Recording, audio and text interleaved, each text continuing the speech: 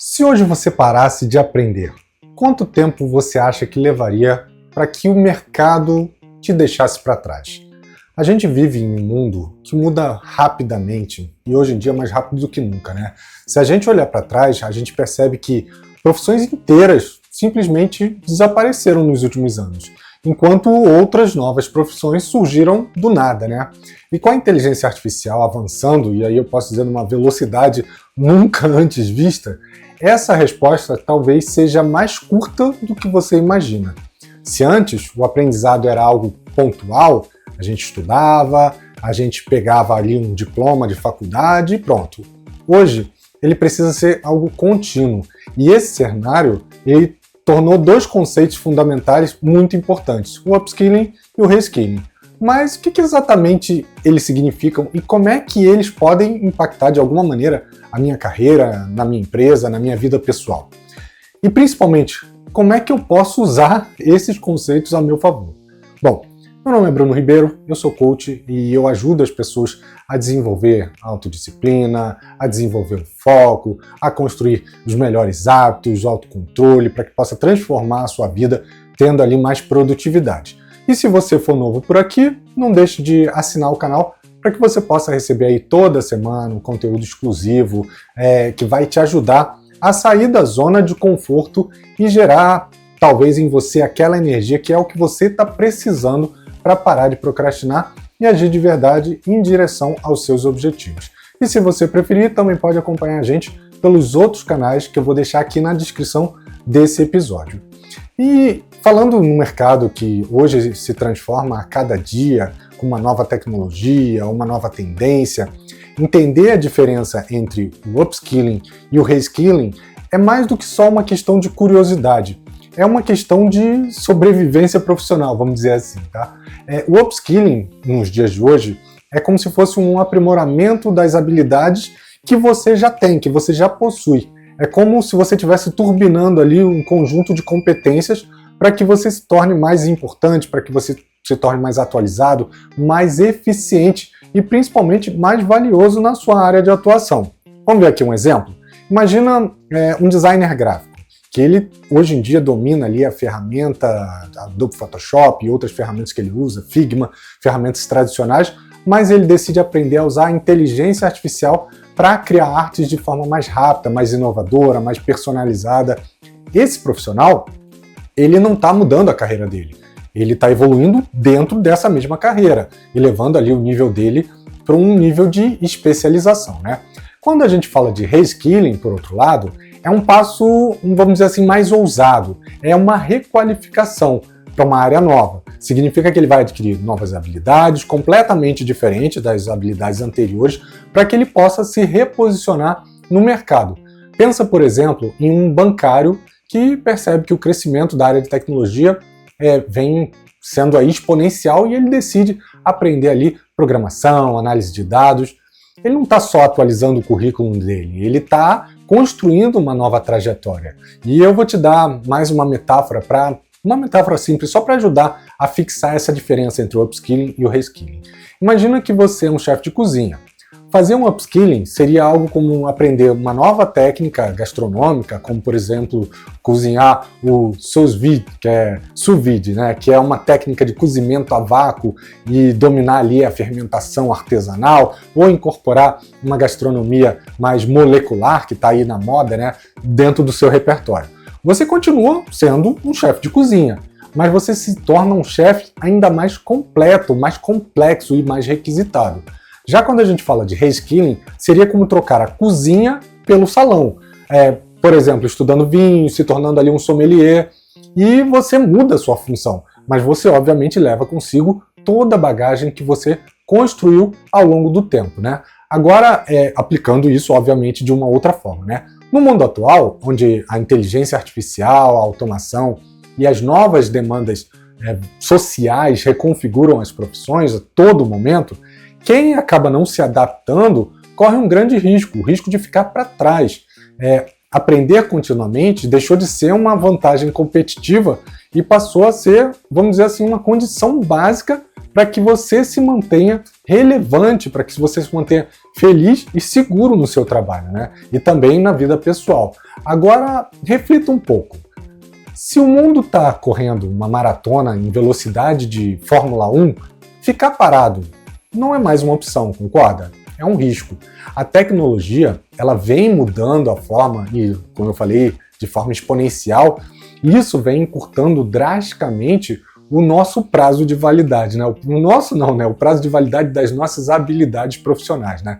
Segundo o relatório do futuro do trabalho do Fórum Econômico Mundial, de 2020, mas que é válido até 2025, mais de 50% dos trabalhadores vão precisar passar por um processo de requalificação ou de atualização das suas habilidades, que é o que eu falei aqui, o reskilling e o upskilling, para que eles se mantenham relevantes no mercado. E com a aceleração provocada aí pela inteligência artificial, essa necessidade, eu vou dizer que é ainda mais urgente, e muito mais urgente até do que parecia 2 anos atrás, que é um exemplo prático e conhecido para quem não acompanhou esse movimento.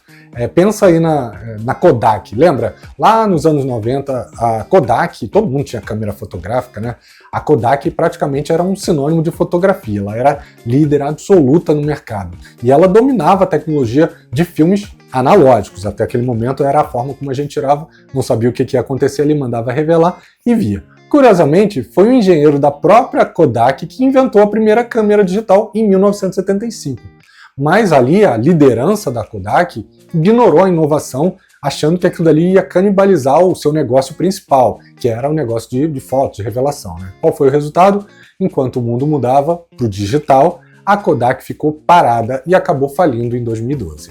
Agora, comparando isso com a história do Netflix, por exemplo, lá no final dos anos 90, a Netflix ela começou com um serviço de aluguel de DVD pelo correio, que era uma solução inovadora para aquela época. No entanto, os fundadores, eu não lembro, eu acho que era Reed Hastings e Mark Randolph, alguma coisa assim, eles perceberam que o modelo estava obsoleto, estava ali com os dias contados, vamos dizer assim. E com a popularização da internet, principalmente da banda larga, eles decidiram mudar ali, fazer um reskilling, vamos dizer assim, da empresa e migraram para o streaming digital. E não parou por aí, né? Quando eles perceberam que depender exclusivamente de filmes de terceiros, de produções de terceiros, era arriscado, eles entraram num caminho sem volta, né? Eles começaram a fazer a parte do upskilling, desenvolvendo que competência? A de produção audiovisual própria. Então eles começaram com séries como House of Cards, Stranger Things, e não só impulsionaram com isso a plataforma, como eles também transformaram o Netflix em um gigante global do entretenimento atual, né? E esses exemplos que eu trouxe aqui, eles deixam claro empresas e profissionais que resistem à mudança, eles perdem espaço. Aqueles que, com o tempo, acabam se adaptando, que entendem e que até se antecipam, eles acabam liderando essa transformação, né? A diferença entre sobreviver e prosperar está cada vez mais na sua capacidade de aprender, desaprender e reaprender, né? Conceitos que, como reforça aí o futurista Alvin Toffler, né, no livro Choque do Futuro, elas serão as principais habilidades do século XXI. E saiba que o mundo não vai esperar você vencer os seus medos. Ou você aprende a crescer, apesar dos medos, né? Ou você vai acabar sendo engolido por quem teve a coragem de seguir em frente.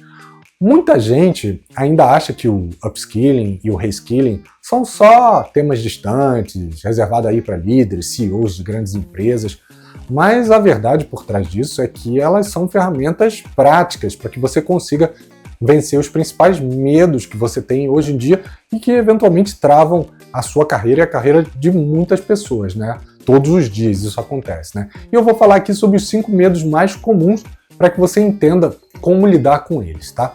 O primeiro é o medo de perder o seu emprego. E esse, posso dizer, disparado, é um dos medos mais citados, né? A automação, a inteligência artificial e a própria globalização, elas estão transformando radicalmente as funções e os postos de trabalho tradicionais. Mudanças abruptas no ambiente de trabalho, elas ativam na gente a amígdala cerebral, ou amígdala cerebral, que é a região, lembra que eu falei, ligado ao medo e à sobrevivência. A gente sente a ameaça à nossa segurança, o que gera ansiedade e paralisia. O segundo medo é querer mudar de área, mas não saber por onde começar, né? O desejo da mudança, muitas vezes, ele acaba sendo bloqueado pelo medo, pela incerteza, pelo excesso de opções, às vezes, que aparecem ali. O cérebro humano, ele prefere padrões familiares, mesmo que esses padrões não sejam satisfatórios, né? Mudar acaba consumindo muita energia mental, o que ativa os nossos mecanismos naturais de resistência ao desconhecido, né? O terceiro medo é, eu sinto que eu tô parado no tempo. Isso também é muito comum, né? Aquela estagnação na carreira que gera uma frustração, queda da autoestima, desânimo, às vezes um desânimo generalizado, né? Que passa até para o seu lado pessoal. Sem novos desafios, o cérebro ele sofre um processo chamado de poda sináptica, onde as nossas conexões neurais, que são ali pouco utilizadas, elas acabam sendo eliminadas, o que deixa a nossa mente mais apática e menos criativa. E isso é muito importante para o seu desenvolvimento. O quarto medo é, eu tenho medo de não ser bom bastante. A comparação com os outros, ou o medo de ser julgado, acaba travando o seu desenvolvimento e os seus talentos, né? A rejeição social, ela pode ser interpretada pelo nosso cérebro como uma ameaça quase que física, né? Isso faz com que muitas pessoas desistam antes mesmo de tentar. E o quinto medo tenho medo de começar e fracassar, né? Isso também acontece muito, principalmente com empreendedores. O medo de errar impede que muita gente dê aquele primeiro passo para algo novo. O erro ele acaba ativando o centro da dor emocional no nosso cérebro e assim a gente evita o risco e permanece na conhecida zona de conforto, né? Mesmo que isso acabe sabotando o nosso crescimento. E enquanto o medo de perder o emprego, de mudar de área, de estagnar, de fracassar ou de não ser bom o suficiente tentam te manter preso no mesmo lugar, eu posso te dizer que o aprendizado te mostra, sim, o caminho para que você saia desse ciclo. A escolha de mudar, apesar dos medos, ela está nas suas mãos. Por isso, é hora de conhecer aqui um antídoto, ou alguns antídotos, né, para todos esses medos.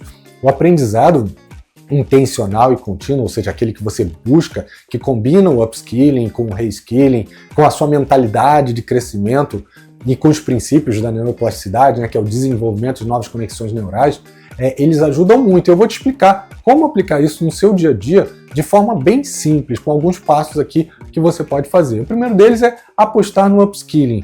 Quando você aprimora suas habilidades dentro da sua própria área, você se torna mais relevante, mais valoroso, mais seguro e mais difícil de ser substituído, né?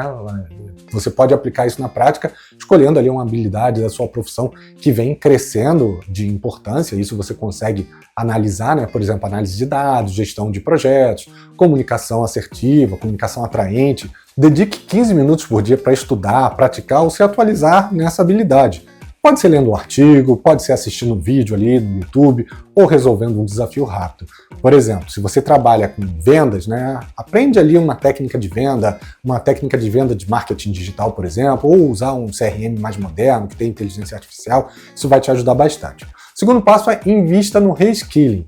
Mudar de área pode parecer, num primeiro momento, ali assustador, mas é uma ponte para um novo começo, né? Você pode escolher uma área que te desperte curiosidade e fazer ali um curso introdutório, gratuito. Muitas pessoas acabam se bloqueando porque, mas vai ter um custo, uma faculdade. Faça um curso gratuito ou de baixo custo, comece a praticar em paralelo à sua profissão atual, faça projetos pessoais, freelas, estágios ou mentorias. Se você, por exemplo, sempre gostou de tecnologia, faz aí um mini curso de programação básica ou, por exemplo, de análise de dados e aproveite o seu tempo livre para desenvolver essas novas habilidades. O terceiro é reprograme a sua mentalidade.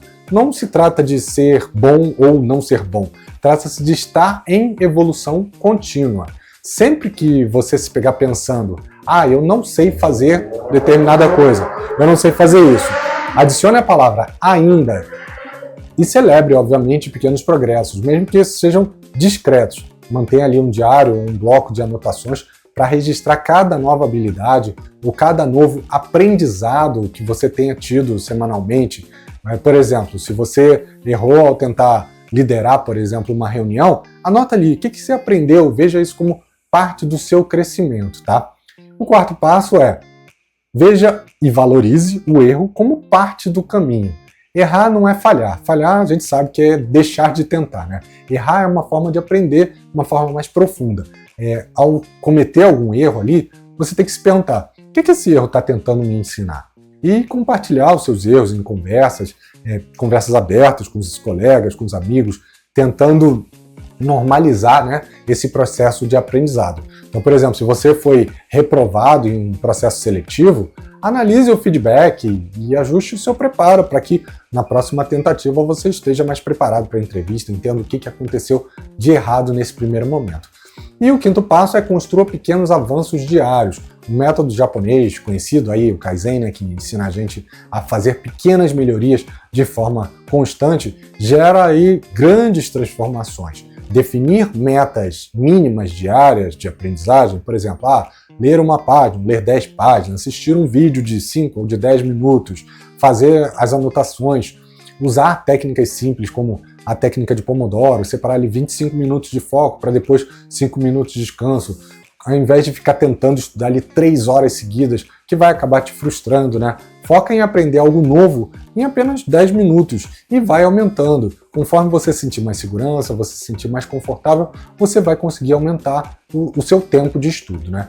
E o upskilling e reskilling, eles não são só modismo, eles são ferramentas para garantir que a sua carreira e a sua vida continuem evoluindo. O que você pode fazer hoje para sair dessa zona de conforto e aprender algo novo é estudar sobre isso. Talvez seja assistir um TED Talk, ler um livro que possa ser inspirador para você, ou iniciar um curso online, um curso gratuito, um curso de baixo custo, né? O importante é dar o primeiro passo, porque no fim das contas, a pergunta não é se o mundo vai mudar. Ele já está mudando. Isso daí a gente não tem a menor dúvida. A pergunta é, você está mudando junto?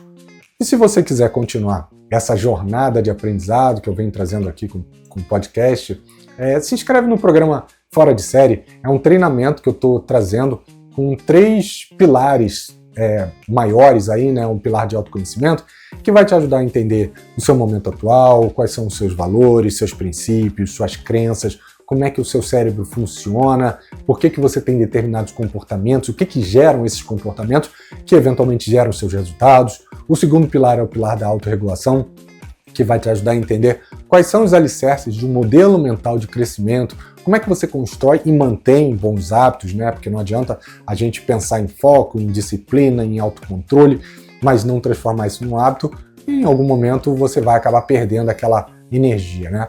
E o terceiro pilar é o pilar que vai te falar sobre a autogestão, né? Onde eu vou te trazer técnicas e ferramentas para ajudar não só a se conhecer seus hábitos, criar uma mentalidade, mas transformar isso em algo perene que você possa executar, que você possa ter clareza, que você possa monitorar todos os seus objetivos. E aí, durante toda essa jornada, eu vou ser o seu mentor e sempre que você precisar, eu vou estar ali para te dar um guia, para ser o teu guia e para te dar um apoio. A gente também vai ter uma comunidade. E se você gostou e quer continuar essa transformação, o link vai estar na descrição desse episódio.